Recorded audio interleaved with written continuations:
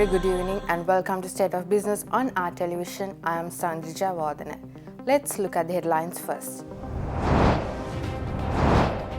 President Maithripala Sirisena says he has personally conversed to the Prime Minister of Singapore on the extradition of Arjuna Mahendran. Price of a loaf of bread will be increased with effect from midnight today. News in detail. President Maithripala Sirisena states that all offenders in connection to the central bank bond scam case have been identified and that he has personally conversed to the Prime Minister of Singapore, Lee Hsien Loong, on the extradition of the main respondent, Arjuna Mahendran. Maithripala Sirisena thus made these remarks while addressing a ceremony at a temple in Kalutara on Asala full moon Poya day. ඇත්තට මහ බැංකු කොල්ලේ සියලු වග උත්තරකාරෝ සොයාගෙන තියෙනවා. අත්අඩංගුවට අරන් හිරේ දාලා තියෙනවා. රටෙන් පැනලා ඉන්න අයට ජාත්‍යන්තර වරෙන්තු නිකුත් කරලා තියෙනවා. අර්ජුන මහේන්ද්‍ර පළවෙනි වග උත්තරකාරයා ලංකාවට ලබා ගන්න මම සිංගප්පූරු අගමැතිවරයාත් එක්ක පෞද්ගලිකව සාකච්ඡා කරලා තිබෙනවා. නමුත් ඔහු සැඟවිලා සිටිනවායි කියලා තමයි කියන්නේ. ඒකට ඒ පරීක්ෂණ අඛණ්ඩව අදත් කෙරෙනවා. නමුත් ඒ වගේ විශාල මුදල් මංකොල්ලයක් කරන අය කරන්නේත් ඒගොල්ලන්ගේත් බුද්ධිය පාවිච්චි කරනවා කොහොමද අහු නොවෙන්න මේ වගේ එකක් කරන්න කියලා. නමුත් අහු වුණා. ලංකාවේ විශාලතම රාජ්‍ය මුදල් මංකොල්ලේ අහු වුණා. ඒ ගැන පරීක්ෂණ යනවා, වරින්තු නිකුත් කරලා තියෙනවා, අන්තර්ජාතික වරින්තු නිකුත් කරලා තියෙනවා. ඒ අනුව කටයුතු කෙරෙනවා. Meanwhile, the Bakery Owners Association claims that the price of a loaf of bread will be increased with effect from midnight today following the price increase of wheat flour. The price of wheat flour was increased by 8 rupees per 1 kilogram from midnight on 15 July. Consequently, the price of 450-gram loaf of bread will be increased by 5 rupees from midnight today. As per the reports of the Bakery Owners Association, the increase in price will only affect bread and the association has not yet increased the prices of other food items.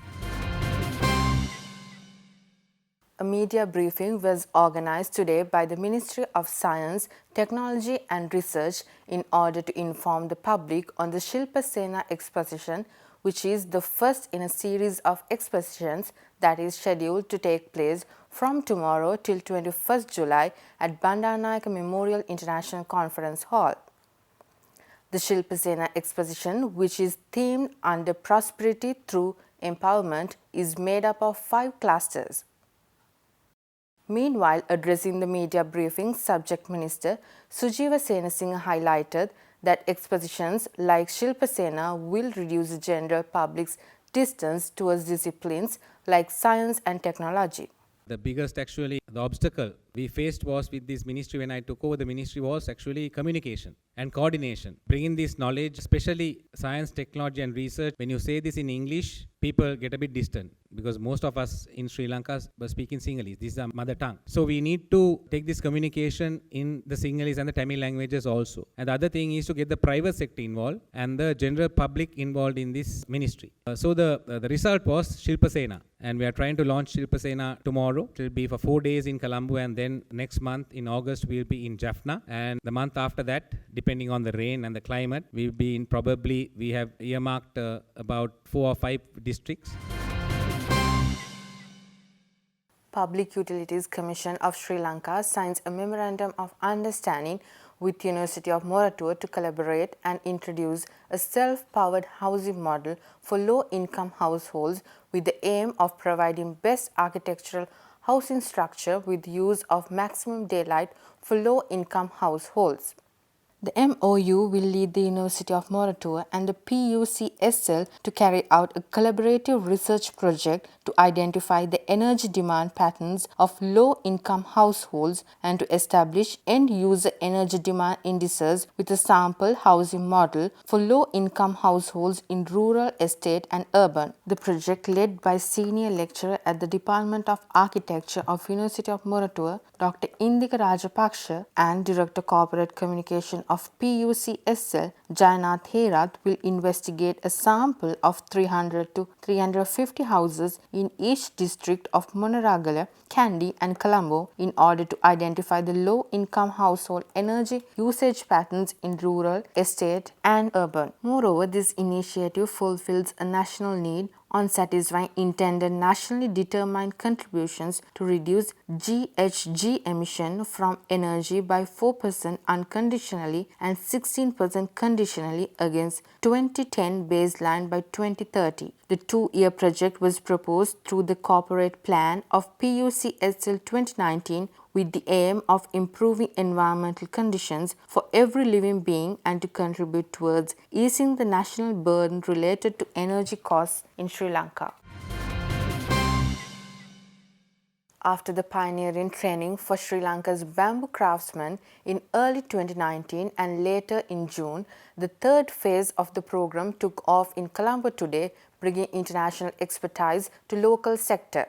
The Bamboo Industry Workshop, launched by the United Nations Industrial Development Organization in early 2019, introduces international bamboo craft expertise for local artisans for the first time. The Bamboo Processing Sri Lanka project, launched by UNIDO and funded by Global Environment Facility, is done in collaboration with the Ministry of Industry and Commerce, and the three-phase training program, of which the third commenced today, is part of this Bamboo Processing Sri Lanka project to develop Sri Lanka's bamboo supply chain and product industry. The objective of the training program is to build the local capacities and transfer the necessary knowledge needed to work with bamboo, develop the sector, and create an eco-friendly practice in bamboo processing. This workshop is held by an internationally recognized Italian product designer, Giulio Venezia, and the training, which started today, will conclude on the 27th July 2019 at IDB premises, Ratmalana.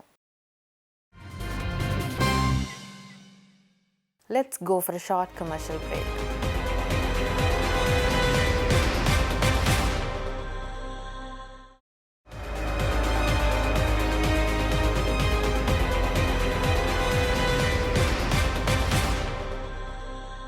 Welcome back after the break. The Elyon Hotels chain announced the launch of its latest offering, Elyon Colombo, at the Orient City in Colombo, and the hotel will be open on the 1st of August, presenting unique spaces for young business travelers to rest, network, plan and think. The management of the Elyon Hotel said that the hotel was designed to offer personalized and unique services for the guests, giving value for the money spent by their clients.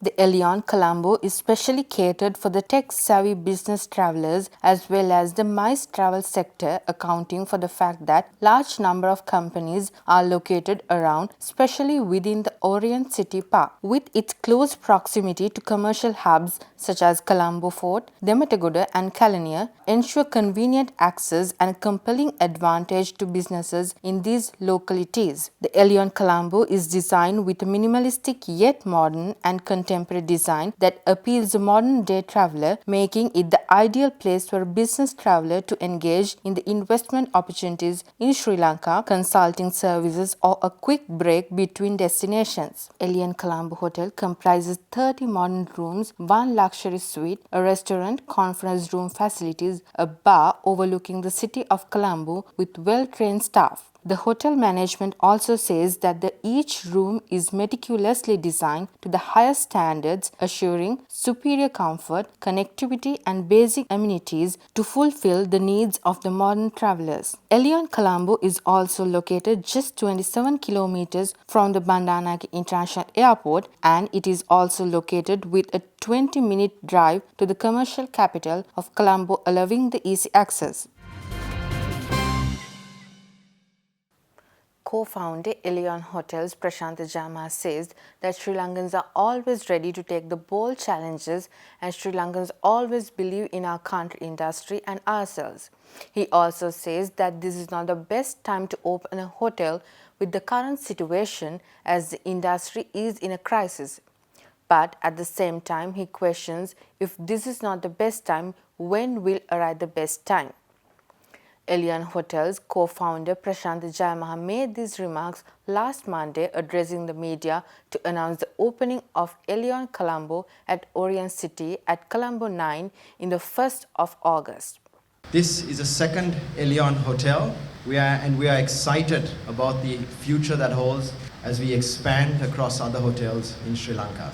It's not just about opening hotels that matter, it's about making businesses that add value to our guests, to our employees, and to our shareholders. And that is what we are focusing on. Elyon Colombo Hotel will cater to the tech-savvy business traveler that travels and the MICE travelers that comes to Orion and the businesses in this neighborhood. There are not many star-graded hotels within a 2-kilometer radius from here, but there are probably a few thousand businesses and large businesses that operate from here. As an entrepreneur, hotel operator, or an investor, this is not the best time to open a hotel with the current situation in the country.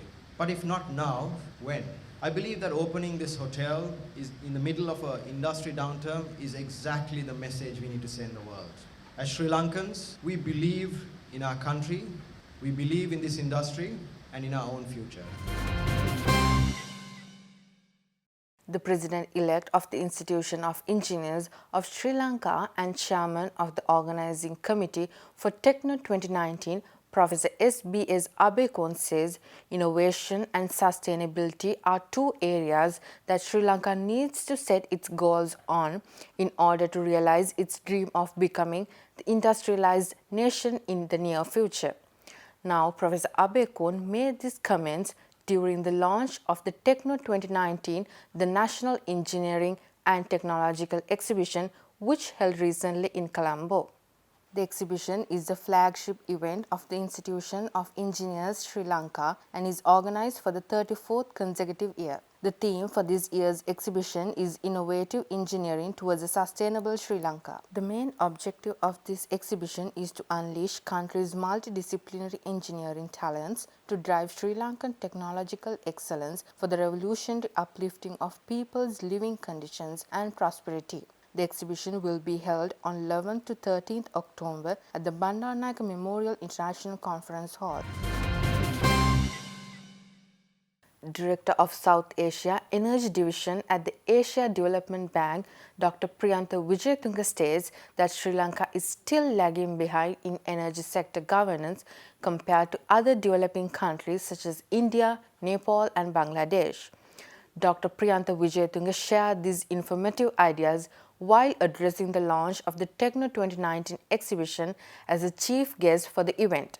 Energy sector governance is key, the most important thing behind all these initiatives. As you know, the supply industry gone through structural reforms and has been unbundled both vertically and horizontally in most of these countries, separating generation, transmission, distribution and supply. Also along with it, institutional reforms swept through separating policy making from utility business and establishing independent regulation. It's a basic principle that you have to have these three separated. We should never try to put them together. By now, large majority of the countries, including many in the developing world around us, have fully unbundled energy supply industry with a reasonably independent regulatory environment.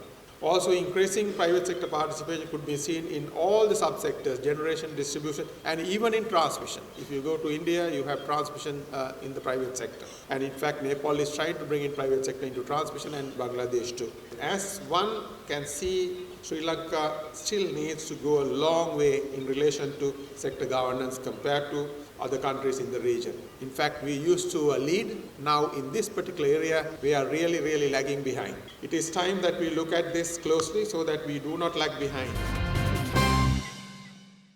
Stay tuned for stock updates.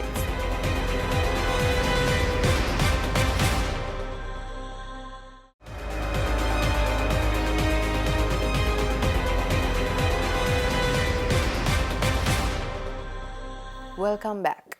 Sri Lankan's rupee opened stronger at 175.65 to 75 rupees against the US dollar in the stock market this morning, while the stocks gain and bonds yields were mostly stable. Thus, trading at Colombo Stock Exchange ended on a positive note today.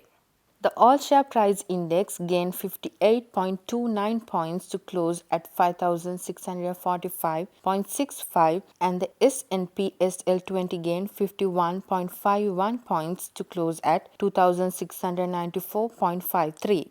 The turnover was 737 million rupees and over 35 million shares were traded. Up next are forex rates.